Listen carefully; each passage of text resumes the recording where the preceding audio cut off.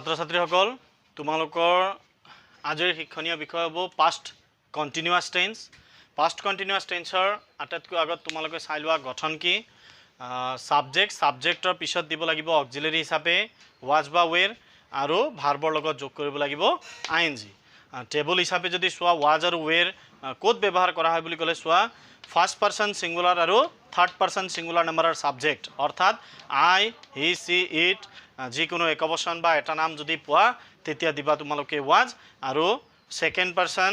Singular and plural আৰু first person plural আৰু third person plural অৰ্থাৎ উই ইউ দে মোৰ দেন ওয়ান নেম বা যিকোনো বহুবচনৰ যদি সাবজেক্ট পোৱা তেতিয়া সাবজেক্টৰ পিছত দিব লাগিব ওয়েৰ। সাবজেক্টৰ পিছত ওয়াজ বা ওয়েৰ যদি পুট কৰিব পাৰা আৰু যদি পাষ্ট কন্টিনিউয়াছ টেন্সৰ উদাহৰণ বুলি যদি গম পোৱা তেতিয়া ব্ৰেকেটত থকা ভাৰ্বৰ লগত কি যোগ কৰিব লাগে বুলি ক'লে আইএনজি যোগ কৰিব লাগিব। এইখিনি হ'ল পাষ্ট কন্টিনিউয়াছ টেন্সৰ গঠন আৰু টেবল। এতিয়া পাষ্ট কন্টিনিউয়াছ টেন্সৰ নিয়ম কি হয় বুলি ক'লে চোৱা অতীত কালত চলি থকা ঘটনা বুজাবলৈ পাষ্ট কন্টিনিউয়াছ টেন্স ব্যৱহাৰ কৰা হয়। বেসিক্যালি পাষ্ট কন্টিনিউয়াছ টেন্সত দুটা ৰুল আছে। প্ৰথম ৰুল কি হ'ব চোৱা অতীত কালত চলি থকা ঘটনা বুজাবলৈ পাষ্ট কন্টিনিউয়াছ টেন্স ব্যৱহাৰ কৰা হয়। এতিয়া কেনেকৈ গম পাম অতীত কালত চলি আছিল বুলি ক'লে মই যোৱাকালি গুৱাহাটীলৈ গৈছিলোঁ আৰু মই যোৱাকালি গুৱাহাটীলৈ গৈ আছিলোঁ। ইয়াত গৈছিলোঁ পাষ্ট ইনডেফিনিট টেন্স, গৈ আছিলোঁ পাষ্ট কন্টিনিউয়াছ টেন্স। সো আমি ডিফাৰেন্সিয়েট কেনেকৈ কৰিম বুলি ক'লে চোৱা ইয়েষ্টাৰডে বা লাষ্ট এইবোৰৰ আগত যদি তোমালোকে ডেট টাইম বা নিৰ্দিষ্ট সময় এট দিছ টাইম যদি পোৱা তেতিয়া পাষ্ট কন্টিনিউয়াছ টেন্স ব্যৱহাৰ কৰিব পাৰা। উদাহৰণৰ সহায়ত যদি আমি কথাখিনি ক্লিয়াৰ কৰিব বিচাৰোঁ চোৱা I go to Guwahati yesterday আৰু মই যদি দিওঁ I go to Guwahati at that time yesterday। চোৱা দুয়োটা উদাহৰণত আমি কি পাইছোঁ বুলি ক'লে ইয়াতো আছে yesterday ইয়াতো আছে yesterday। গতিকে আমি ডিফাৰেন্সিয়েট যদি কৰিব লাগে তেতিয়া অনলি yesterday থাকিলে পাষ্ট ইনডেফিনিট টেন্স তোমালোকে লিখিব পাৰা। পাষ্ট ইনডেফিনিট টেন্স মানে ব্ৰেকেটত থকা ভাৰ্বৰ সেকেন্ড ফৰ্ম, গো ভাৰ্বৰ সেকেন্ড ফৰ্ম হ'ব ৱেণ্ট আৰু পাষ্ট কন্টিনিউয়াছ টেন্সৰ ক্ষেত্ৰত যদি আমি yesterday লাষ্ট পাষ্টক বুজোৱা ক্লুৰ আগত যদি আমি ডেফিনিট টাইম যদি পাওঁ তেতিয়া পাষ্ট কন্টিনিউয়াছ টেন্স লিখিব পাৰোঁ। সো সেই সময়ত মই গুৱাহাটীলৈ গৈ আছিলোঁ। এনসাৰ কি হ'ব I was going to Guwahati at the time yesterday। So ঠিক তেনেদৰে the boys were performing the drama at this time last Monday। তেনেকৈ উদাহৰণবোৰ তোমালোকে বনাব পাৰা। এতিয়া চোৱা পাষ্ট কন্টিনিউয়াছ টেন্সৰ সেকেন্ড ৰুল ইম্পৰ্টেণ্ট হয় ক্লাছ 10ৰ ষ্টুডেণ্টৰ কাৰণেও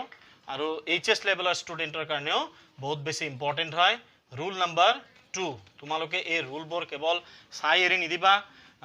বহীত লিখি ল'বা আৰু বুজিবলৈ চেষ্টা কৰিবা। কি হয় ৰুল চোৱা কেতিয়াবা অতীত কালত দুটা ঘটনা ওচৰা ওচৰিকৈ আৰু সমসাময়িকভাৱে ঘটি যায়। যি ঘটনা আগৰ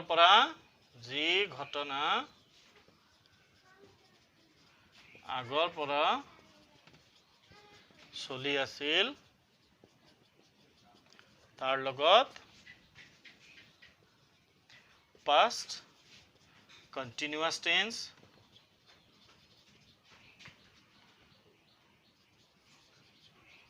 আৰু যি ঘটনা তুলনামূলকভাৱে পিছত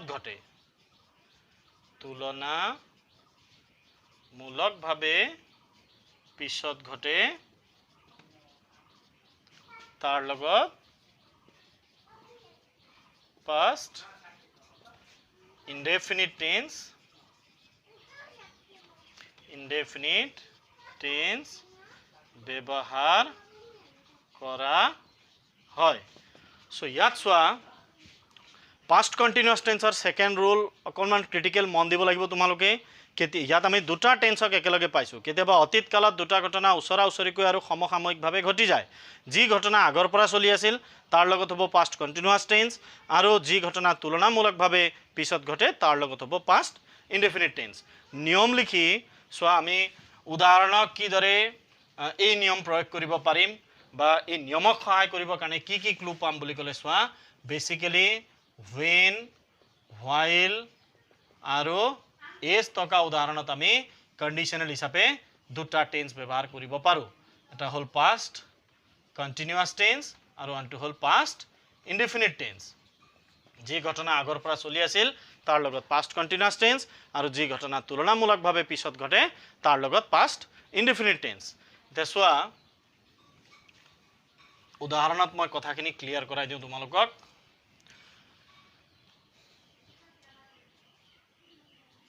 The lady sleep as she climb up the stair. The lady sleep as she climb up the stair. ठीक तेनेदरे someone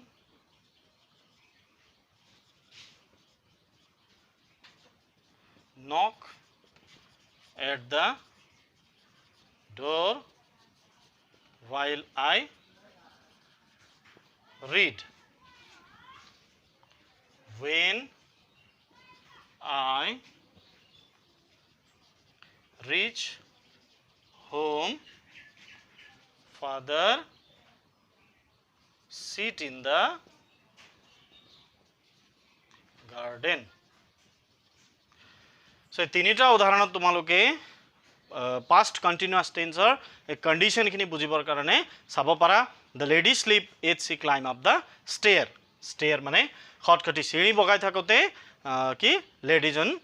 ki picholi goisil so answer ki hobo kuntu continuous kuntu agor pora choli asil tai climb kori asil ne tai picholi asil boli kole obviously agor pora choli thoka ghotona hobo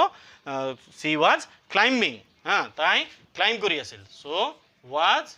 climbing So eta jodi past continuous tense hoy antu hobo past indefinite tense sleeper past form ki slept SLEEP no hoy SLIP someone knock at the door while I read moi pori thakote konoba ahi dorjat knock korisile ite yat soa kuntu kam agor pora choli asil continue kuntu konoba ahi knock kori thoka continue ne moi bohi pori thoka to continue সেই কথাখিনি যদি জানিব পাৰা তেতিয়া এই clue আৰু উদাহৰণ বুজাত তোমালোকৰ সহজ হ'ব সো ইয়াত কন্টিনিউ কোনটো হ'ব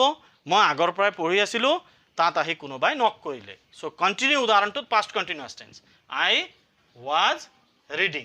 এটা যদি পাষ্ট কন্টিনিউয়াছ টেন্স বুলি গম পোৱা আনটো হ'ব past indefinite tense so someone knocked at the door while I was reading so when I reach home father sit in the garden মই যেতিয়া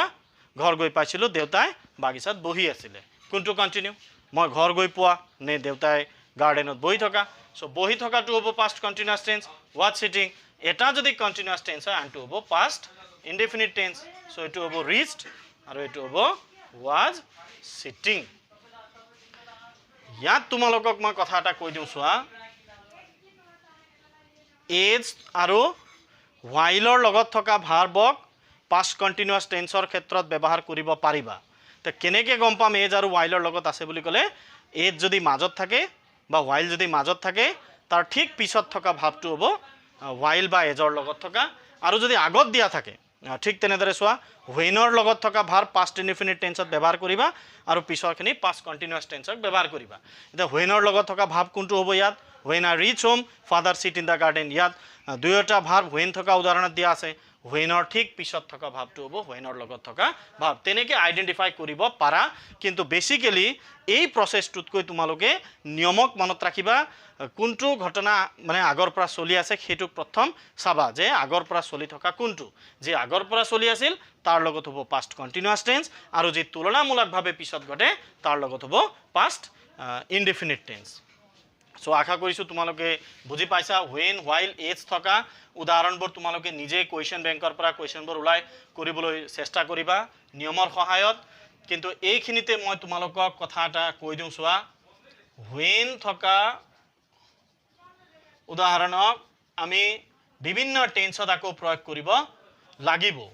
কন্ডিশনাল টেন্স হোৱাৰ বাবে মই খালি উল্লেখ কৰি থৈ দিছো লাষ্টৰ ক্লাছত টেন্সৰ লাষ্টৰ ক্লাছত মই এই কথাখিনি তোমালোকক ক্লিয়াৰ কৰাই দিম when থাকিলে কেতিয়াবা past indefinite টেন্সৰ লগত past perfect টেন্সও ব্যৱহাৰ কৰা হয় past indefinite past perfect আকৌ when থকা উদাহৰণক past indefiniteৰ লগত past continuous এই মাত্ৰ শিকাইছো তোমালোকে বেসিক্যালি past continuous tense বুজোতে এই কন্ডিশনটোক তোমালোকক মই মাত্ৰ শিকালো past indefinite past perfect টেন্সৰ ক্ষেত্ৰত ক্লিয়াৰ কৰাবলৈ চেষ্টা কৰিম আৰু when থাকিলে কেতিয়াবা আকৌ present indefinite টেন্সৰ লগত future indefinite টেন্সকো ব্যৱহাৰ কৰা হয় তোমালোকে বহিত এই কথাখিনিও সুন্দৰকৈ লিখি লবা কনসেপ্টখিনি স্পষ্টকৈ পিছত মই ক্লিয়াৰ কৰাই দিম সো এইখিনি হল past continuous টেন্সৰ whenৰ লগত থকা কথা আকৌ while থাকিলেও কি হয় সোৱা while বা এজৰ লগত থকা উদাহৰণকো আমি past indefinite past continuous tense হিচাপেটো ব্যৱহাৰ কৰিব শিকাইছোৱে কেতিয়াবা past continuous tense হিচাপে ব্যৱহাৰ কৰা হয় বিশেষকৈ while থকা উদাহৰণক সো এবোৰ হল কন্ডিশনাল কিন্তু বৰ্তমান past continuous tenseক বুজোতে তোমালোকে when while is থাকিলে যি ঘটনা আগৰ পৰাই চলি আছিল তাৰ লগত past continuous tense ব্যৱহাৰ কৰিবা আৰু যি ঘটনা তুলনামূলকভাৱে পিছত ঘটা যেন অনুভৱ হয় হেতু দিব লাগিব past indefinite tense বুলি গম পালে ব্ৰেকেটত থকা ভাৰ্বৰ সেকেন্ড ফৰ্ম আৰু past continuous tense বুলি গম পালে ব্ৰেকেটত থকা কি ভাৰ্বৰ লগত ing যোগ কৰিব লাগিব was were লগত দিবা was were লগত দি ভাৰ্ব প্লাস ing দিবা সো আশা কৰিছো past continuous tense বুজি পাইছা আজিৰ কাৰণে এইখিনি থ্যাংক ইউ